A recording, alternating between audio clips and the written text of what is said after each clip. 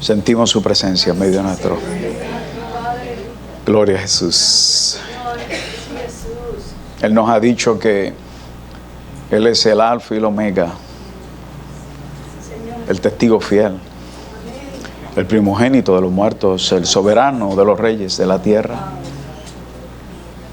Y dice la Escritura que hemos estado estudiando que Él es el que se mueve en medio de su iglesia, de los 7 candeleros que nos habla Apocalipsis 1. 7 cosas que Dios conoce de ti y de mí, y aún así nos ama. En la serie, el título que le hemos dado a esta serie, de Apocalipsis 1 al 3. Sobre las 7 cartas, basada en las 7 cartas de Juan a las iglesias.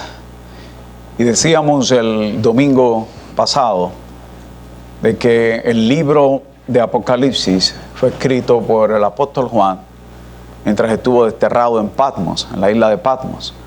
Dice que por causa del testimonio y de la palabra. Recordarán que hablamos acerca de cómo la iglesia fue esparcida a través de toda Asia, Antioquía, Macedonia, Grecia, Éfeso. Y la iglesia esparcida debido a la persecución, a la opresión del Imperio Romano y de sus emperadores, en estos diferentes sitios donde se fue ubicando, comenzó a experimentar opresión, persecución, luto, sufrimiento, momentos difíciles para la iglesia. Y es en ese contexto, hemos mencionado, que se escribe, que Juan recibe del Señor Jesucristo la revelación de Cristo. Apocalipsis es la revelación del Señor Jesucristo. Y decíamos el domingo pasado que Juan tenía que tener esta visión majestuosa de la que nos habla Apocalipsis 1, porque era la única forma que realmente Juan podía fortalecerse en su fe, podía fortalecer las iglesias con el mensaje que iba a remitir, porque es un mensaje profético. Juan se convierte en ese momento no solo en un apóstol, sino en profeta. Es la profecía. Apocalipsis es una profecía acerca de la revelación de Cristo, de las cosas que han de suceder, de las cosas que han de suceder antes que Él venga y de las cosas que han de suceder durante y en ese periodo hasta que Él venga. Así que Juan tenía que tener esta visión majestuosa y dijimos que esta visión era profunda. Oiga, y dice la palabra del Señor que cuando Juan vio la visión de la gloria de Cristo, que lo vio como el testigo fiel, el primogénito de los muertos, el soberano de los reyes de la tierra, el que nos hizo reyes y sacerdotes, dice que lo vio con vestiduras blancas, caminando a través de sus 7 iglesias. Y sus 7 iglesias simbolizan en plural las iglesias, pero la iglesia del Señor Jesucristo. Sus pies dices que eran como bronce bruñido, eran firmes, fuertes. Sus ojos como llamas de fuego. Su voz fuerte como estruendo de aguas. Y su palabra penetrante como espada de filo. Oiga, y termina en su descripción de la gloria de Jesucristo, viendo su rostro como el sol resplandeciente. Y fue con esta gran visión que el Señor le dice: levántate, Juan, ahora que tú me has visto en gloria, y ahora escribe estas palabras que yo te voy a dar. Oiga, Juan escribe lo que él oye y lo que él ve. Juan no escribe lo que le viene en gana o lo que se imagina. Escribe lo que el Espíritu le está revelando en ese instante para darle a las 7 iglesias. Ahora, es importante destacar, amado, que eran 7 iglesias reales que existieron en esa área. Si me pone el mapita, Sammy, 7 iglesias reales que existieron. que tenían condiciones y circunstancias espirituales, emocionales, en su relación y comunión con Dios. Y estas 7 cartas a las iglesias que usted va a ver entre Apocalipsis 1 y al 3, algunos comentaristas, y esto es algo histórico, ¿verdad? Algunos comentaristas destacan que esas 7 iglesias se refieren a 7 épocas. ¿Ves? 7 iglesias esparcidas en esa área de Asia Menor, Macedonia, Efesio, cerca de Antioquía, lo que hoy se conoce como Turquía. Éfeso, la primera iglesia, está en el área occidental de Turquía. Pero dicen que estas 7 iglesias corresponden a 7 épocas distintas de la historia de la iglesia. Por tanto, dicen estos comentaristas, que la primera iglesia, Éfeso, representa el periodo apostólico de la iglesia. Ya del siglo I en adelante, después de Jesucristo resucitar, el Pentecostés, el movimiento de la iglesia primitiva, la iglesia que va emergiendo, representa a Éfeso.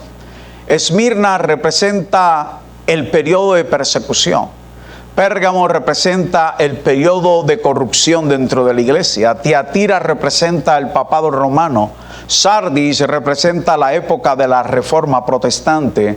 Filadelfia representa el periodo de énfasis misionero y evangelístico de la iglesia. Y finalmente la Odisea, según esta teoría, representa la apostasía que se ha manifestado y que se ha de manifestar dentro de la iglesia. Y oiga esto, a pesar de que esta interpretación tiene sus méritos, es preferible entender que existe una triple aplicación del mensaje de Jesucristo a las 7 iglesias que usted encuentra de Apocalipsis 1 al 3. Y la aplicación es básicamente la siguiente. Las iglesias que están representadas en las 7 iglesias de Apocalipsis se refieren sí a un mensaje que ocurrió en tiempo y lugar, en esa época, para esas iglesias. Pero también, segundo, se refiere a condiciones que existían en aquellas iglesias y que en aquellos tiempos tenían una situación particular espiritual en su relación con Dios, con la comunidad exterior y con la comunidad interior de la iglesia, y que esa situación, esa condición, en mayor o menor grado, está al presente en las iglesias de hoy. Así que ese mensaje es un mensaje de las iglesias de ayer, de las iglesias de hoy, pero tiene también una tercera aplicación, y esta es muy importante: la aplicación a tu corazón y al mío.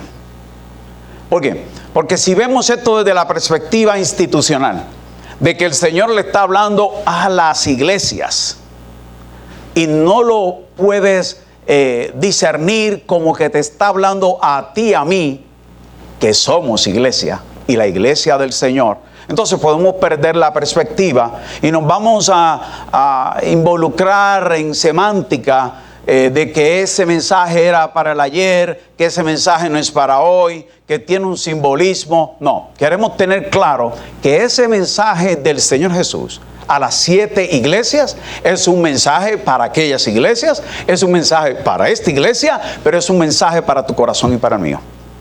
Así que cuando tú estés escuchando estos mensajes de las 7 iglesias, tú tienes que decir y escuchar la palabra de Dios, porque cada uno de estos mensajes dice, asevera, el que tenga oídos para oír, oiga lo que el Espíritu dice a las iglesias. Entonces, es muy importante que usted sepa que estas 7 cartas tienen una estructura. Una estructura. Para cuando usted las esté estudiando, usted pueda tener eso en mente. La estructura general de estas 7 cartas es que comienzan con un saludo. Escribe al ángel de la iglesia. El ángel de la iglesia, pues, el pastor, el líder, el obispo se ha interpretado, ¿verdad? No es que yo sea un angelito, es que escribe al ángel de la iglesia. Aquí tenemos bastantes ángeles, ¿verdad? Pero al decir escribe al ángel de la iglesia en su saludo, está señalando a ese líder que representa a esa congregación, Por tanto, está hablándole a la congregación. ¿Pero a través de quién? A través de ese líder, de ese pastor, de ese obispo que tiene la responsabilidad primaria de llevar esta carta, de exponer esta palabra. Pero está hablando también al decir, escríbele al ángel de la iglesia, está diciendo, escríbele a la esencia misma de lo que representa la iglesia aquí en la tierra. Este mensaje es para la iglesia. Este mensaje es para ti y para mí. Lo segundo que se ve en la estructura es que hay una caracterización de Jesucristo. En cada una de las cartas, usted va a ver que se caracteriza a Jesucristo de acuerdo a la situación o condición de cada iglesia. Ejemplo, en Éfeso, cuando leamos ya mismo, dice, el que tiene las 7 estrellas en su diestra y anda en medio de los 7 candeleros de oro, dice esto. ¿Ve? Cogió uno de los nombres, una de las características de Jesucristo que ya se mencionaron en el capítulo 1 y ahora en el capítulo 2 y 3 se la va a adjudicar, cada una de esas características de Jesucristo se las va a adjudicar a cada iglesia. A la segunda, Esmirna, el primero y el postrero, el que estuvo muerto y vivo, dice esto. ¿Se fijan? Cristo es caracterizado para cada iglesia. ¿Qué me dice eso a mí? Y posiblemente también te lo diga a ti. Que este modo de Jesucristo de revelarse, esta descripción de sus características, son adaptadas a la condición o situación particular de cada iglesia. Lo que me dice es que cuando aún hay aspectos básicos, generales, de Dios tratando con su iglesia colectivamente, hay doctrinas A, B, C que son para toda la iglesia. Pero lo que me está diciendo es que Dios nos conoce de forma individual y particular a cada uno de nosotros. Que Dios, como buen padre, nos ama a todos por igual, pero tiene un trato personal y particular con cada uno de sus hijos. Amén. Mire, Dios conoce, como todo buen padre, cuáles son tus anhelos, tus intereses, tu idiosincrasia. Dios conoce lo positivo y lo negativo de ti y de mí, y aún así nos ama y nos ama porque nos ama. Así que no pienses que Dios solo te ve dentro de este conglomerado de la iglesia, como si tú estuvieras ahí metido en esta multitud y Dios te ve desde la perspectiva colectiva de la iglesia. No pienses que Dios te está viendo como miembro de la iglesia evangélica Nuevo Amanecer. Dios te está viendo a ti, a mí, particular y personalmente. Tú no eres una aguja perdida en medio de un pajar. Dios está atento a ti. Dios está atento a ti. Dios está atento a ti. A ti, a ti, a mí. Levante la mano los que Dios está atento. Dios está atento a cada uno de ustedes, amados. Lo que quiere decir es que cuando Dios va a moldear como el barro tu vida, lo hace de forma personal, particular. La forma de Dios tratar con Pepita no es lo mismo que con Carmencita o con Juanito. Dios, hay aspectos básicos y generales en el trato de Dios con su iglesia, pero Dios trata con cada uno de nosotros de forma individual, porque Dios sabe tus necesidades, tus idiosincrasias. Dios conoce tu corazón, cada pensamiento tuyo Dios lo conoce. Así que la estructura es un saludo, una caracterización de Cristo, a eso le sigue una expresión de crítica o elogio: yo conozco tus obras. A eso le sigue una advertencia o denuncia. Y a eso le sigue una exhortación. Y a eso le sigue una promesa. Seis bosquejos, si lo quiere hacer, 6 tópicos. Cuando usted lee esta carta, recuerde, hay un saludo, hay una característica de Cristo, hay una expresión de crítica o elogio, hay una advertencia o denuncia, hay una exhortación y finalmente hay una promesa. ¿Siguieron la línea? El bosquejo. Okay, eso es cuando usted lo esté leyendo. Así que al reflexionar sobre esto, es importante usted ver en ellas el mensaje de Dios para ti y para mí. Y es un mensaje que nos habla desde la perspectiva de la relación que nosotros tenemos con Dios, pero también la relación que tenemos vertical con la comunidad de fe y con nuestro prójimo. Amén. Así que el propósito de esta carta es traer consuelo, gracia, esperanza, perdón, oiga, y una voz de victoria para la iglesia, para ti y para mí. Vamos así con esta introducción a ver la primera carta. Y al reflexionar sobre la primera carta, vayan conmigo a Apocalipsis capítulo 2. Vayan conmigo a Apocalipsis capítulo 2. Al reflexionar sobre esta carta y lo que puede estar en pie en reverencia a la palabra de Dios, se lo voy a agradecer.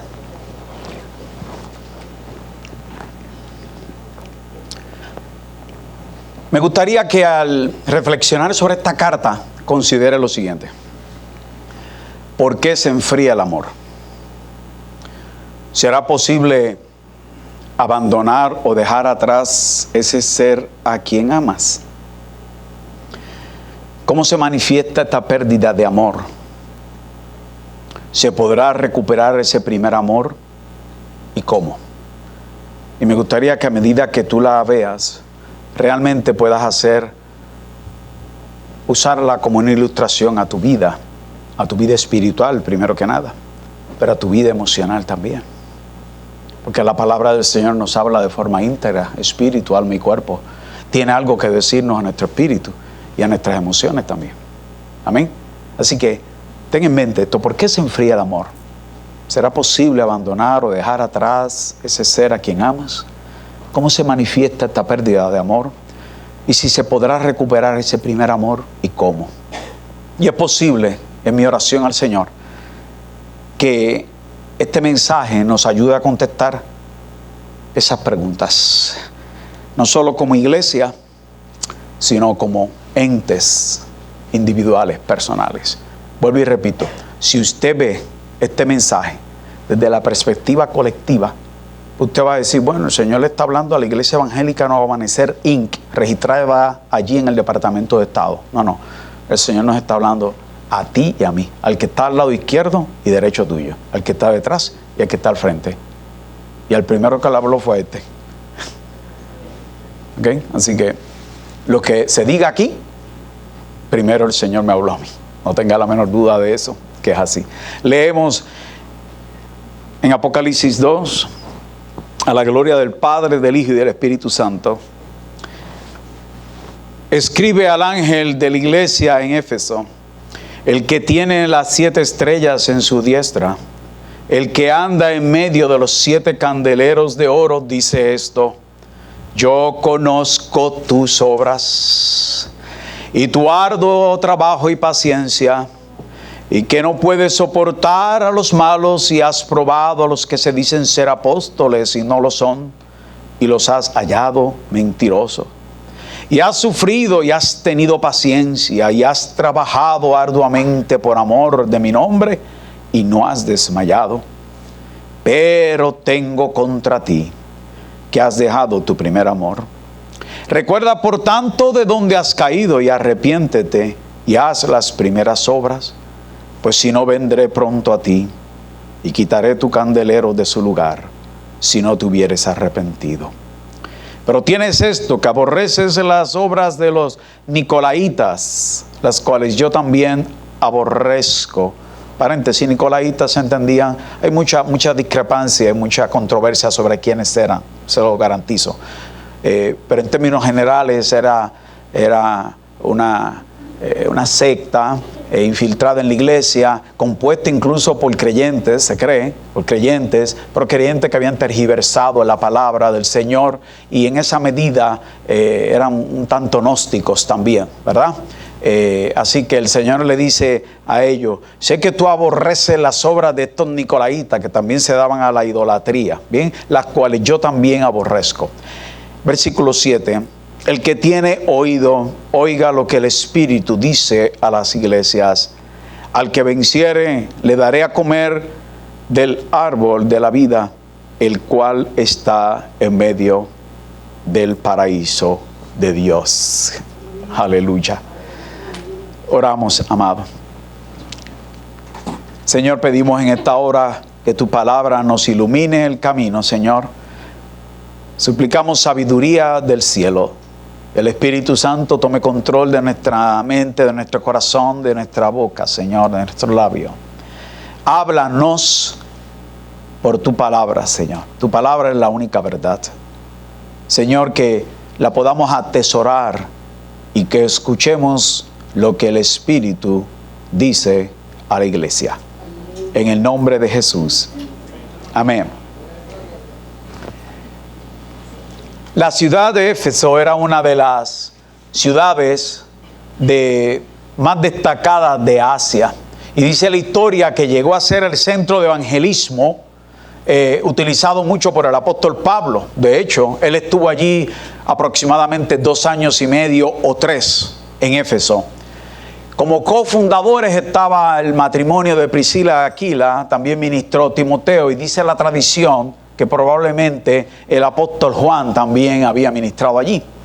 Se dice que había un templo dedicado a la diosa Artemisa, diosa griega, que después lo convirtieron cuando vino la invasión romana, pues lo convirtieron en el templo de la diosa Diana, ¿verdad?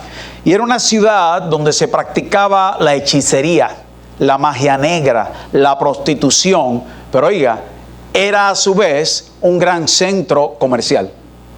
Era una ciudad de un desarrollo comercial increíble. Y en medio de esas tinieblas, en medio de ese lugar, se levanta la iglesia y la comunidad de Éfeso como luz en medio de las tinieblas. Nótese que el Señor, en los lugares de mayor perversidad, en los lugares de mayor corrupción, de pecado, donde abunda el pecado, viene el Señor Jesús y hace sobreabundar su gracia, y allí trae una iglesia. Ahora, trae una iglesia poniéndola en el segundo piso del Plaza Comercial Coupey, aquí. Bueno, sí, pero trae una iglesia y la lleva a Caguas, la lleva a Guaynabo, la lleva a Puerto Nuevo, la lleva a Río Piedra, la lleva a Bayamón, la lleva a Carolina, le da una casa. Y esa iglesia se llama Usted y Yo. En medio de la luz y de estas tinieblas del mundo, allí se implanta la luz de Jesucristo. Oiga, y se implanta en el lugar de trabajo, en el gobierno, en las oficinas privadas y públicas.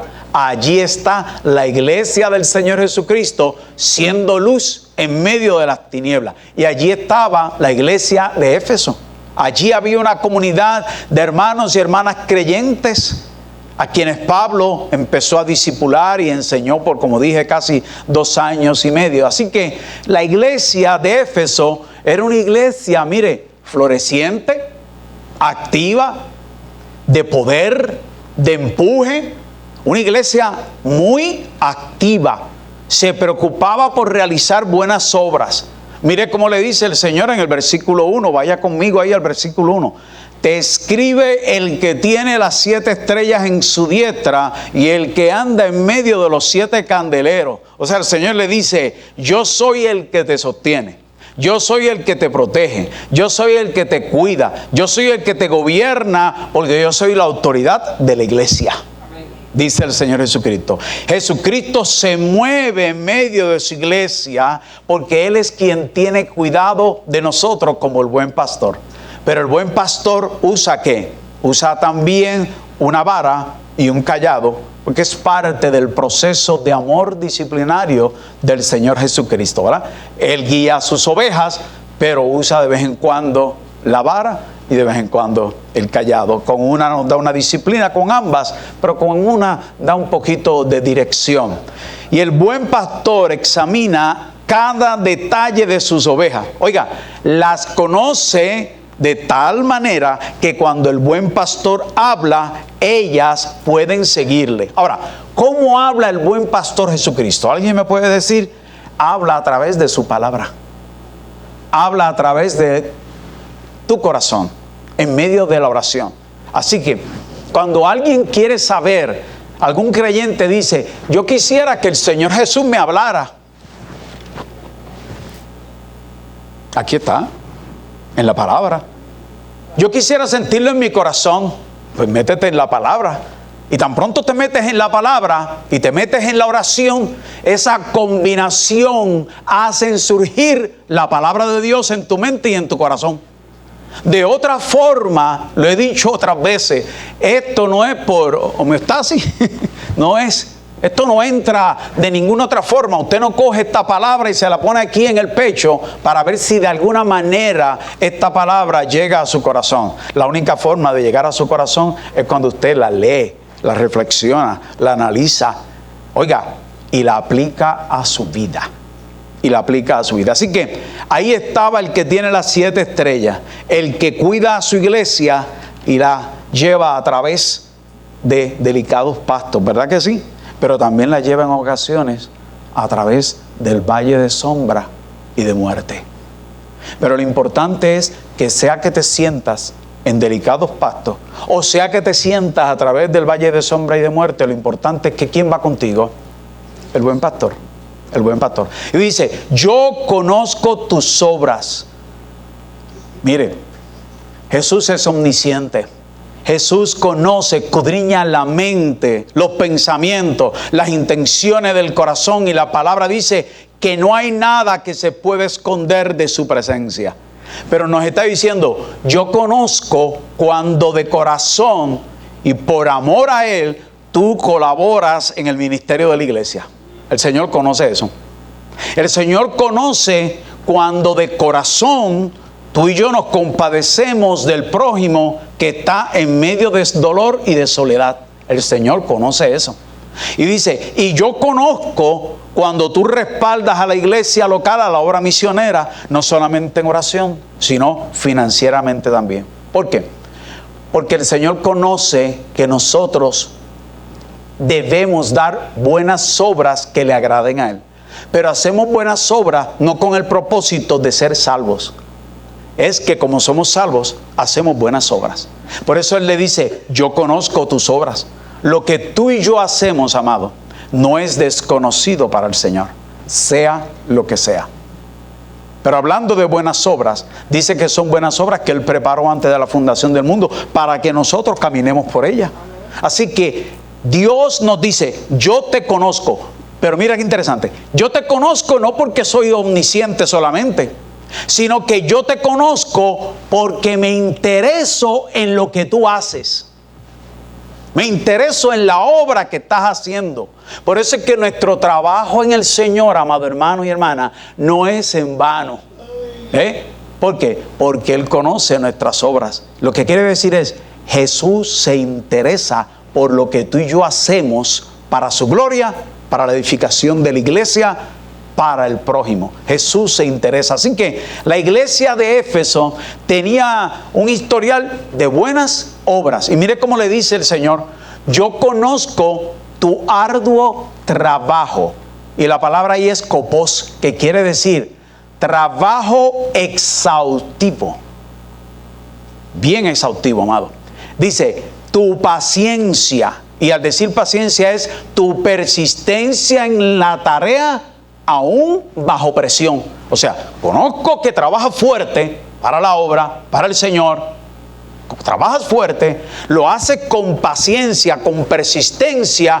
Y dice, y no has desmayado. No has desmayado.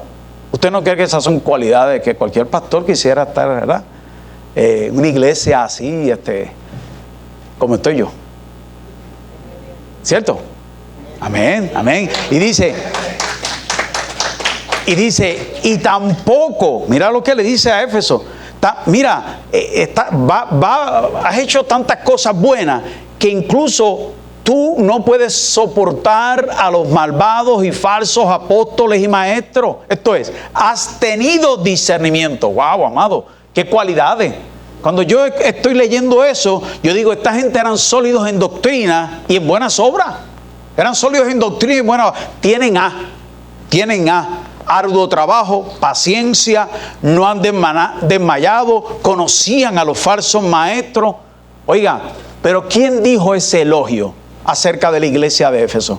Lo dijo Jesucristo, el que gobierna, el que controla la iglesia, el que conoce el corazón y sus intenciones, el que tiene las 7 estrellas en su mano y anda en medio de su iglesia. Oiga, pero en medio de esos aplausos a la iglesia de Éfeso y el hurra, hurra, hurra, de repente hay un silencio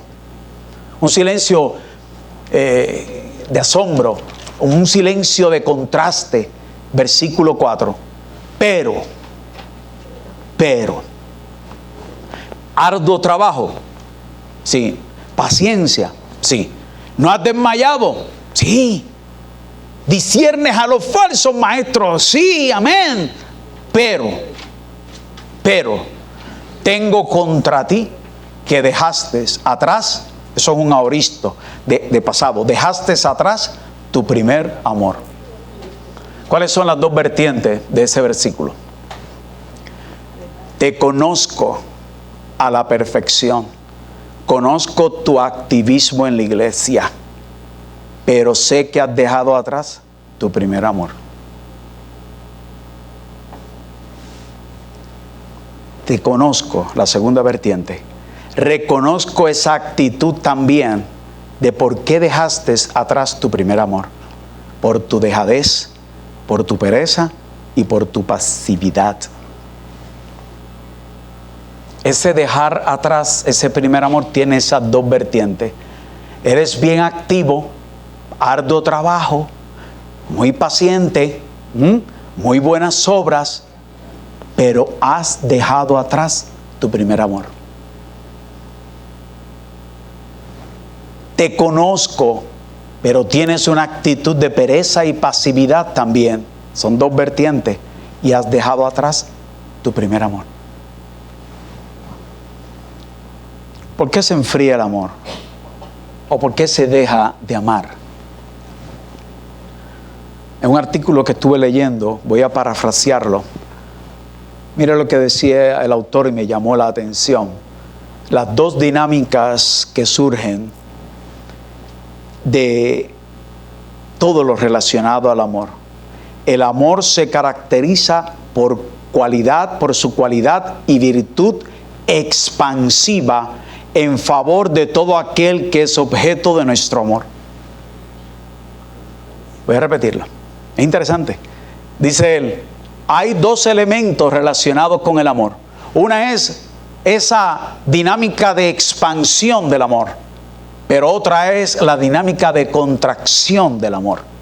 Entonces, en la de expandir, está hablando de expandir el espacio de amor cuando estamos dispuestos a someternos a sacrificios y hasta riesgos con tal de agradar a ese ser que amas o con quien te relacionas. Ahí el amor se expande. Hay expansión del amor. ¿Ve? Por el contrario, dejamos de amar o se enfría el amor por causa de una contracción, una reducción o disminución o estrechez de ese espacio de amor. ¿Lo cogieron? El amor se expande de una forma, pero también se puede contraer y reducir de otra. Es como cuando usted coge un globo de esos de látex, helio o un aerostático de eso. Se va a expandir ese globo en la medida en que le echemos aire o gas, pero se va a vaciar en la medida en que dejemos de echarle aire o le dejemos escapar, ¿cierto? La dinámica del amor es algo similar. El amor se nutre y se fortalece en la medida en que procuramos expandir el espacio en nuestro corazón de amor hacia esa persona, hacia esa que es objeto de nuestro amor. Ahora, expandimos ese espacio mediante acciones de comprensión, de compasión, de tolerancia, de perdón y respeto. Se expande el espacio de tu corazón y de tu amor hacia esa persona. Y esa persona puede ser tu cónyuge, tus hijos, tus vecinos, tus amigos, tus hermanos en la fe, Dios. Así que expandimos por unas acciones positivas, voluntarias, dirigidas a nutrir el amor en nuestras vidas. Expandimos el amor cuando procuramos aceptar a las personas tal y como son y a su vez procuramos que ellas crezcan aunque yo mengüe.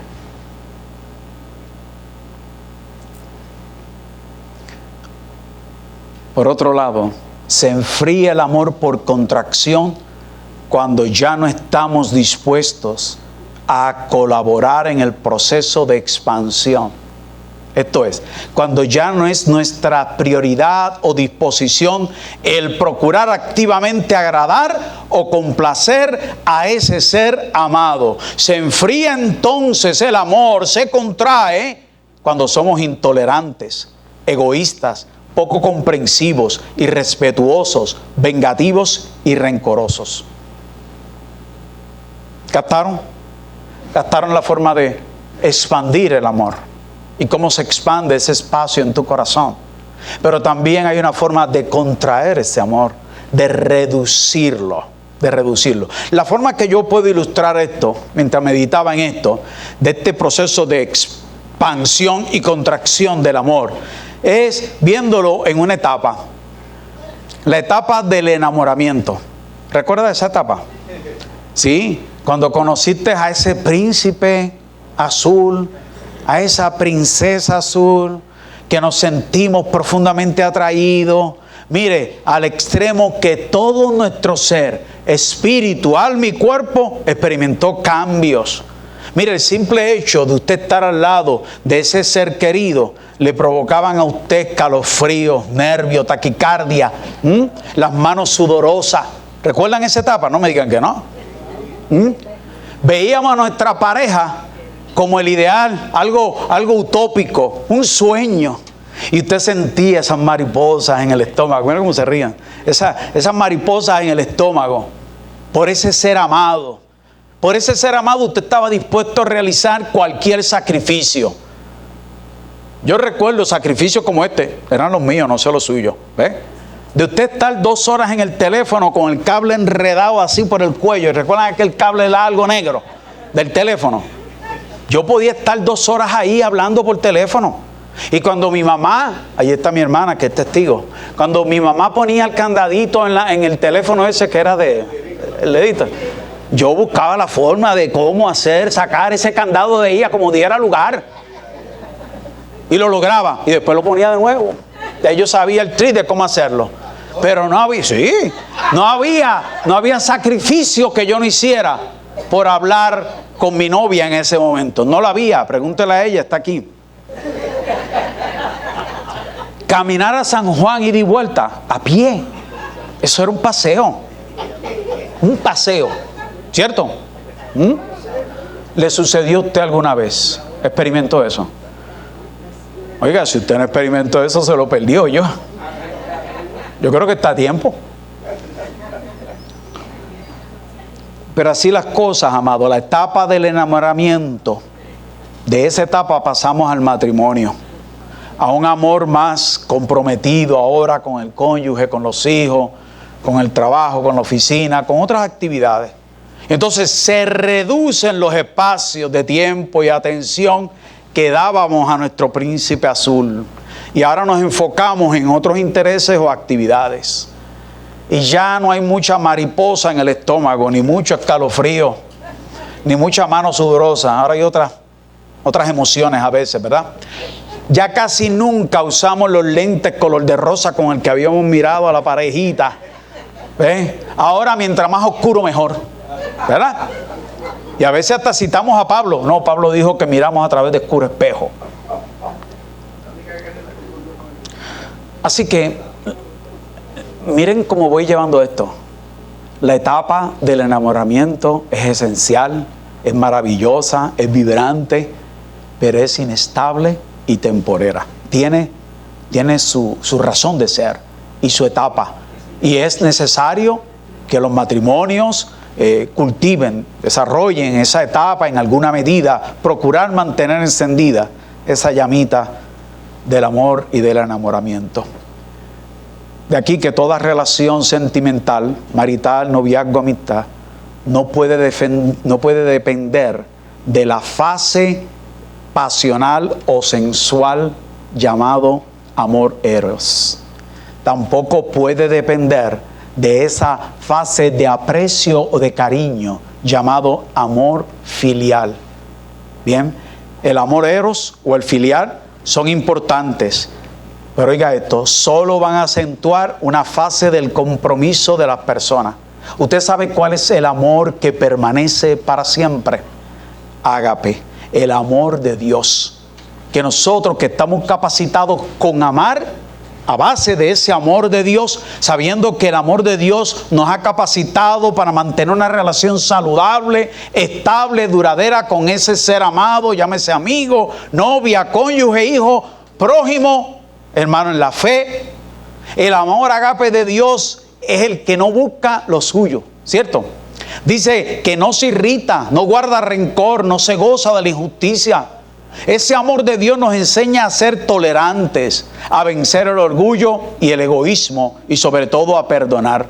Y ese amor de Dios nos estimula a amar a Dios con todo el corazón, con toda nuestra mente, a obedecerle y así amar al prójimo. Así que cuando vamos a amar, tenemos unas etapas de enamoramiento y de ahí pasamos de esa experiencia preciosa, esencial, maravillosa, vibrante, pasamos a un tipo de amor más sólido, más comprometedor, ¿ve? Más estable en alguna medida. Así que el amor eros o el filial son importantes, pero el amor de Dios, ese amor agape en nuestra vida, es el que nosotros tenemos que procurar. Ahora, la pregunta sigue en pie. ¿Se puede enfriar el amor? Pues según por lo que hemos dicho, sí. Se puede enfriar cuando ya no procuramos, escucha esto, amado hermano y hermana, cuando ya no procuramos expandir, ampliar ese espacio necesario para agradar a ese ser amado, llámese cónyuge, hijos, amigos, hermanos, incluso a nuestro Señor. Cuando no hacemos eso, entonces el amor se va reduciendo. Entonces sucede el otro lado contrario, el de la contracción del amor, de nuestra relación con el Señor. Entonces ahí es donde cogemos el riesgo de llegar al enfriamiento del amor.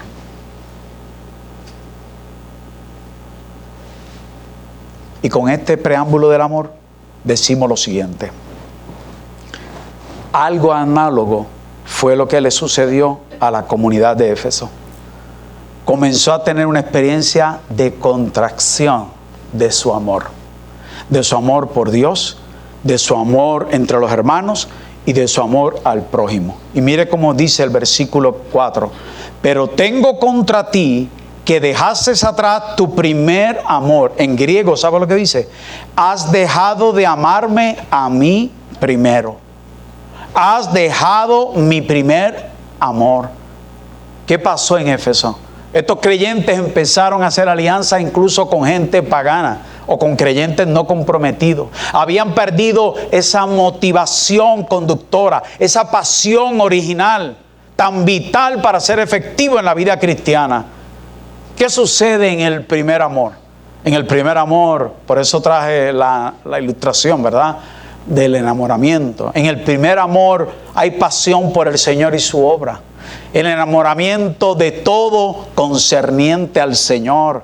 Es el tiempo donde tú lees la Biblia con expectación, oras y hasta ayunas buscando la presencia de Dios. En el primer amor tenemos ánimo siempre dispuesto a servirle al Señor y su iglesia. Mire, en el primer amor estamos dispuestos sacrificialmente a diezmar, a ofrendar, ¿cierto?, a dar de nuestro corazón, porque es un corazón agradecido. Y en ese primer amor también vemos los buenos ejemplos de nuestros líderes. Podemos discernir aquellos que no corresponden con el modelo de Jesucristo. En ese primer amor somos arrojados, atrevidos en la fe, tenemos ansias del Dios vivo. En ese primer amor anhelamos ser capacitados por Él para servirle mejor. En ese primer amor la integridad ya no es una opción, es un modo y estilo de vida. Y en esa etapa del primer amor quitamos los altares también del yo a otros dioses. como el anhelo de poder, de reconocimiento, de orgullo, de amor al dinero. Pero ¿cómo se pierde o se deja atrás ese primer amor? Permítame citarle a J. Grau, un teólogo. Dice de la siguiente manera, y cito: cuando la obra de Dios cobra más importancia que el Dios de la obra, cuando la iglesia de Cristo como institución es más importante que el Cristo de la iglesia, se corre el riesgo de perder ese primer amor. ¿Cierto? Eso le estaba pasando a la iglesia de Éfeso. Muy activos, trabajaban arduamente, muy pacientes, buenas obras, tenían hasta discernimiento espiritual, pero habían perdido su primer amor porque se enfocaron en ese activismo. Se enfocaron en esa situación, en esa circunstancia de su vida. El teólogo Barshuk lo dice de esta forma: el verdadero cristianismo no consiste en recordar el amor pasado, sino en mantener el mismo amor ardiente a Cristo. Cuando el cristianismo carece de amor hacia Cristo, se torna sin alma, en algo muerto. El doctor Roberto Miranda, en su libro Pies de Barro, mire lo que dice, y cito: perder el primer amor puede incluir caer en rutina religiosa, perder la visión, bajar la guardia, dejarse caer los brazos y sumirse en el programa y ritualismo de la iglesia como una institución, dejar de congregarte. Cierro la cita.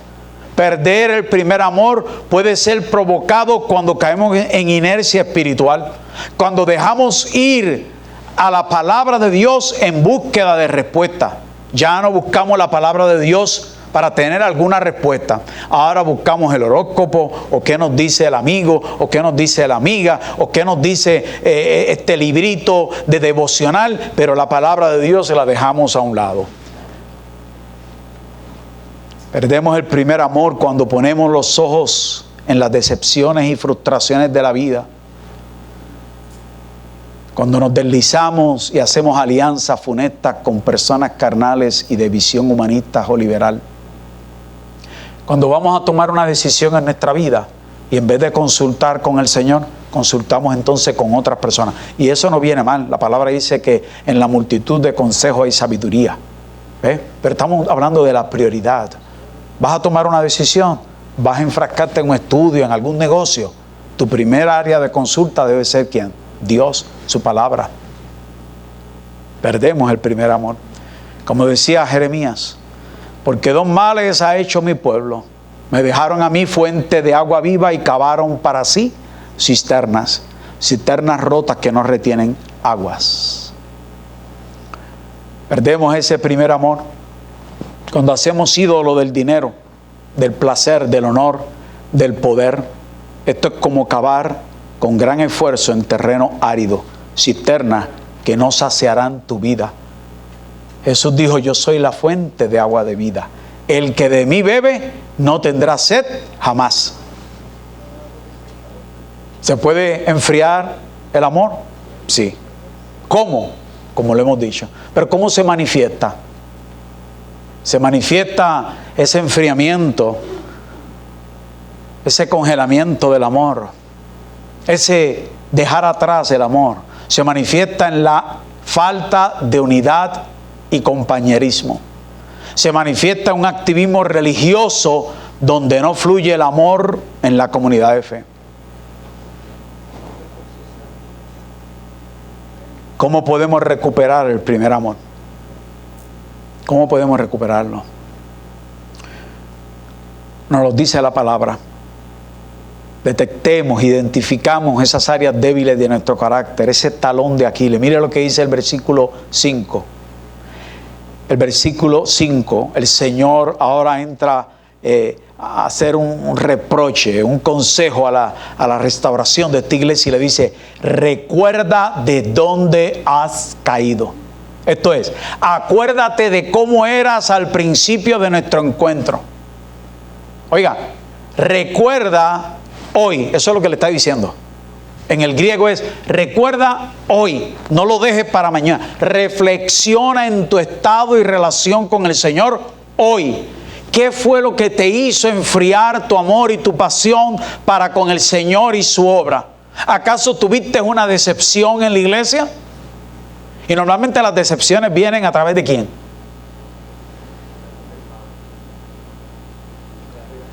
La gente a veces dice, yo me fui de la iglesia tal. ¿Y por qué? Por el pastor. Empiezan por aquí. No, por el hermano. No, por la hermana. Ya empezó a enfriarse su amor. Recuerda qué fue lo que te hizo enfriar tu amor. ¿Te has enfocado en otras actividades? ¿Te ha pasado como la semilla sembrada en medio de los espinos y que cogieron esos espinos y ahogaron la semilla allí sembrada? ¿Qué cosas te están ahogando tu fe y tu relación con el Señor? ¿Estás dedicándole mucho tiempo a la televisión? ¿Al Facebook? ¿A Netflix? ¿A WhatsApp? ¿A Instagram?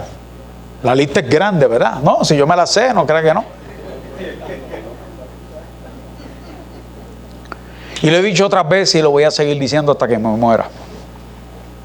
Es triste ver tanto cristiano que se pasa horas en Facebook. Horas en Facebook. Y usted le dice, ¿leíste un capítulo de la Biblia? Uno. ¿Leíste un capítulo de la Biblia? ¿La Biblia? Sí, un capítulo. No, yo estaba en Facebook. O Netflix. Pregúntate, una pregunta de reflexión. ¿Amo hoy a Jesucristo y su obra más que hace un mes o un año atrás? Debemos hacernos esa pregunta. Porque imagínate que tu cónyuge te dijera, mi amor por ti es un bloque de hielo, congelado. No me atrae estar junto a ti, pero tranquila. Yo voy a seguir pagando la hipoteca, la luz, el agua, el cable TV. Voy a darle mantenimiento a la casa, a los carros, voy a proveerte alimentos, ropa. Mira, aún más, vamos a seguir durmiendo juntos en el mismo cuarto. Pero ya no eres mi prioridad de amor. ¿Sería razonable esa posición de tu cónyuge para ti, que te dijera eso?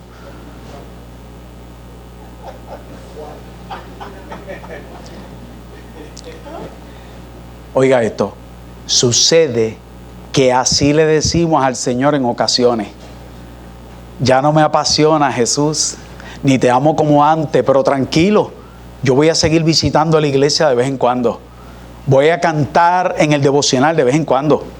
Voy incluso a ofrendar y a diezmar de vez en cuando, ¿verdad?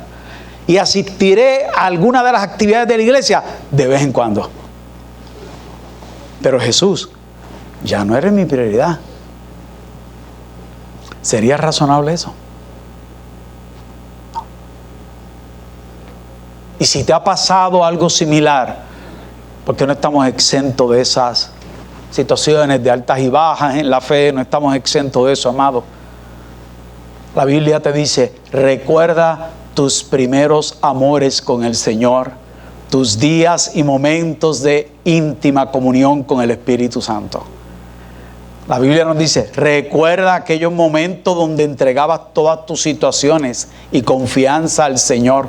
Y después que recuerdes, dice Apocalipsis, entonces haz como el hijo pródigo, vuelve en sí, arrepiéntete, reconoce que tú eres hijo de aquel que nos amó, que nos lavó con su sangre y nos hizo reyes y sacerdotes. Después dice, reconoce que Dios no te creó ni te salvó para estar comiendo algarrobas del mundo ni apacentando cerdos. Reconoce que tienes un Padre Celestial que quiere cenar contigo, que quiere colocarte el mejor vestido y darte de su amor y de su perdón. Es tremendo. El Señor nos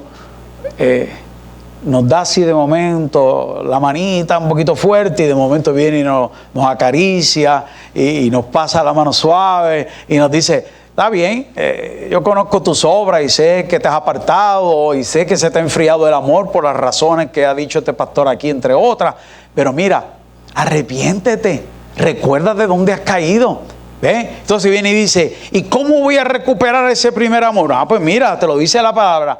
Recuerda, arrepiéntete y vuelve a tus primeras obras. Las que brotaban de un corazón dispuesto a amar sacrificialmente. ¿Qué quiere decir? Vuelve a congregarte. Retoma la lectura de la palabra de Dios. Escucha lo que Él te tiene que decir. Vuelve a esos encuentros de oración, de súplica y de adoración que tenía con Jesucristo allí en tu cuarto. Oye, vuelve a honrar a Dios con tus bienes. Mire cómo lo dice Proverbios 3:9 en lenguaje actual. Demuéstrale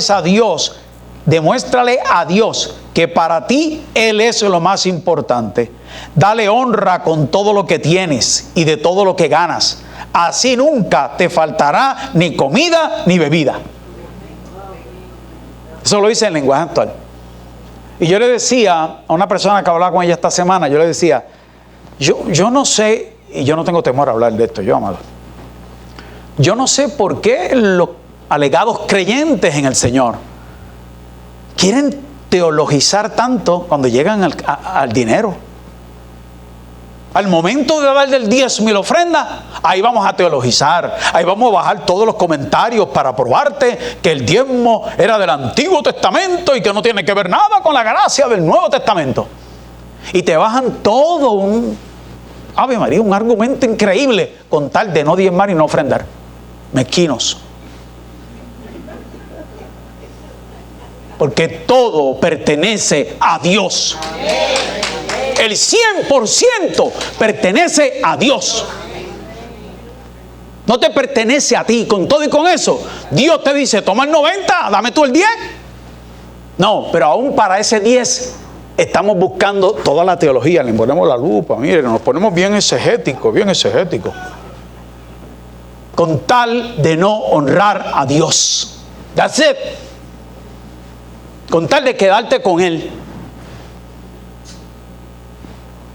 ¿Alguien dice amén? Amén. Y eso es triste. Con sinceridad es triste porque Dios ama al dador alegre. Cuando tú le dices, Señor, mira, todo esto es tuyo.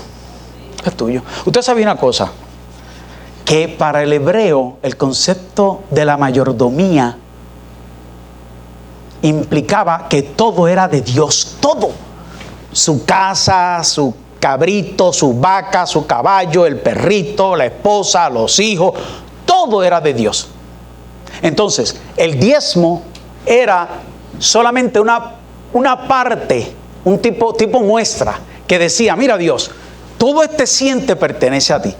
Pero como yo no tengo forma de demostrarte que te pertenece el 100 a ti y devolvértelo y dártelo, porque tú me lo has dado para yo ser mayordomo y usarla también y me han bendecido.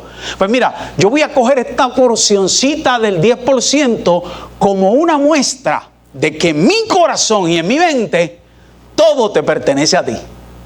Ese 10 que yo estoy dando es muestra de que el 100% te pertenece a ti, Dios. ¿Qué quiere decir eso, amado? Que cuando usted y yo nos damos ese 10, le estamos diciendo al Señor, ni el 100 te pertenece a ti, me pertenece a mí. Eso es lo que estamos diciendo. Y esa es nuestra realidad. Y nos ponemos tan touchy y pesetero con el Señor. ¿De qué diezmo? ¿Del bruto o del neto? ¿De qué diezmo? Tengo que diezmar del income tax que me devolvió el gobierno, porque eso ya yo había diezmado. Por favor, por favor, por favor.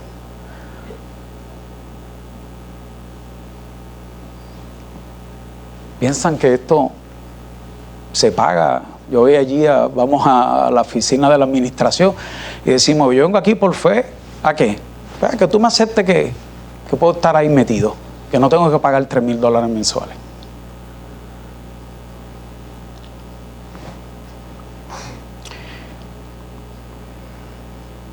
El Señor nos dice, vuelve a tus primeras obras.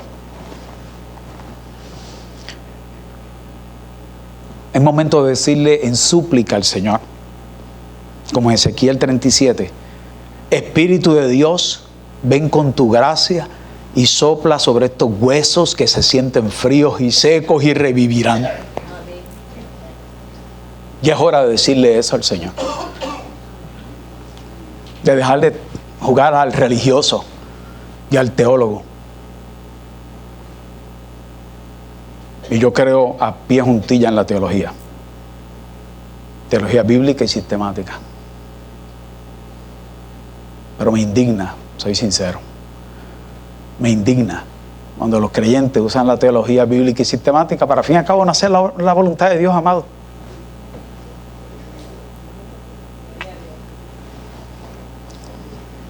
Recuerda, arrepiéntete, vuelve a las primeras obras. Y cuando yo escucho esta exhortación del Señor Jesús, mire, yo no escucho al Señor Jesús que pueda estar diciéndoles eso porque quiera asustarlos, amedrentarlos, porque Dios es un Dios justo y bueno, misericordioso. Pero lo que me asombra cuando el Señor le dice, mira, recuerda, arrepiéntete, vuelve a las primeras obras. A mí lo que me asombra es escuchar al Dios del universo. Al Dios del universo, nada más y nada menos que el Dios que ha creado todo lo que usted ve y lo que no ve. Reiterando ese anhelo de provocar en su pueblo una búsqueda, un reencuentro con Él. Al extremo de advertirle como buen padre de familia que disciplina en amor y decirle, si no te arrepientes y vuelves a las primeras obras, entonces vendré y quitaré tu candelero. Versículo bien difícil, ¿yo? Y quitaré tu candelero.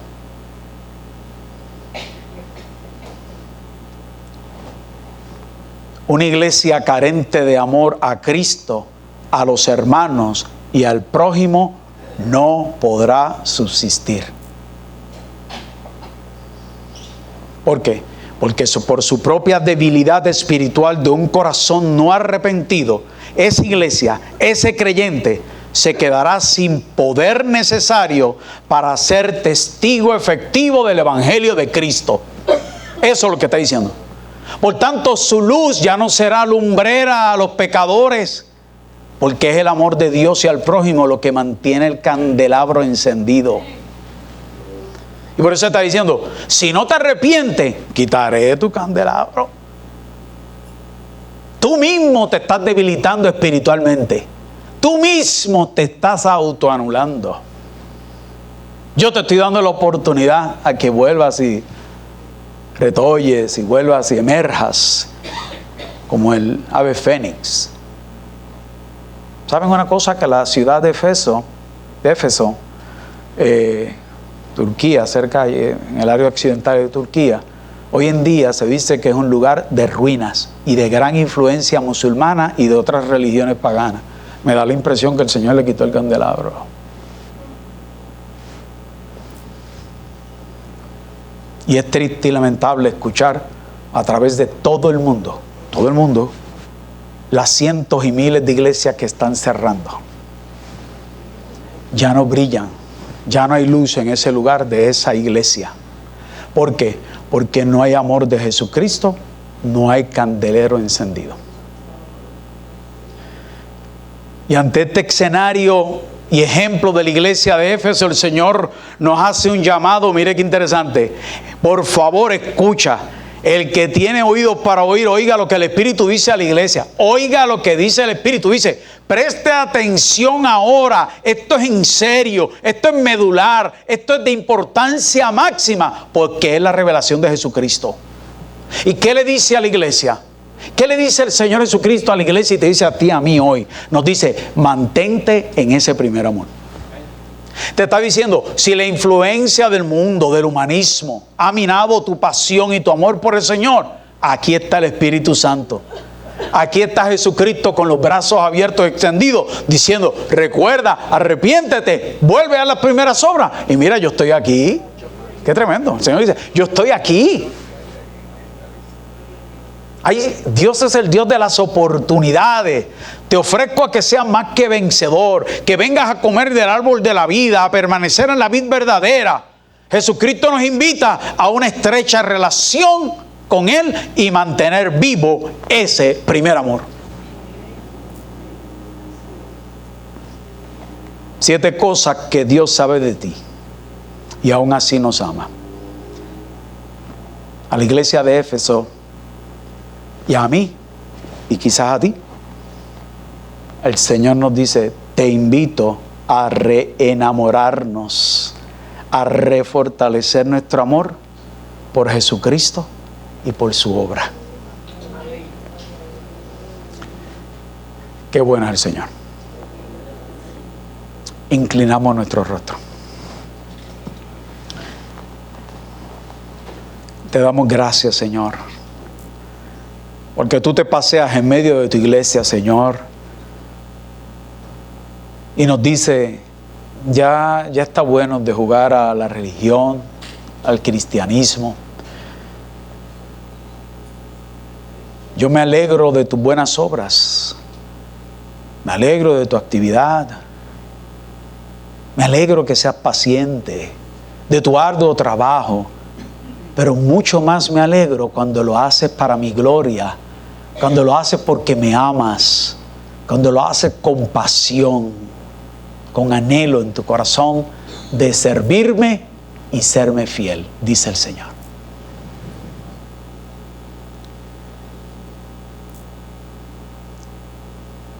Oh Señor, qué bueno es saber que tú eres el Dios de las oportunidades y que nos llamas a una relación más íntima contigo. Todo este mensaje es diciéndonos: anhelo una relación más íntima contigo. ¿Qué cosas hay que han reducido tu amor? ¿Qué cosas han hecho contracción del amor hacia mí, dice el Señor, hacia su comunidad de fe, hacia el prójimo? ¿Qué cosas hay que han reducido, ha contraído ese amor? Hoy es día de expandir el espacio en nuestro corazón del amor hacia Dios, hacia nuestros hermanos y hacia el prójimo.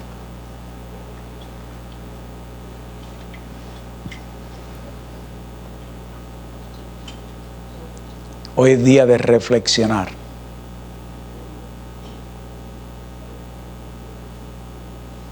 Si se ha enfriado nuestro primer amor, decirle: Señor, aquí estoy una vez más ante tu llamado, Señor, me alegro, me gozo que tú me hayas tocado a la puerta. He aquí, yo estoy a la puerta y llamo. Si alguno oye mi voz y abre la puerta, entraré y cenaré con él y él conmigo. Eso es todo lo que tú quieres, Señor, para que nuestro candelabro se mantenga brillando en medio de las tinieblas.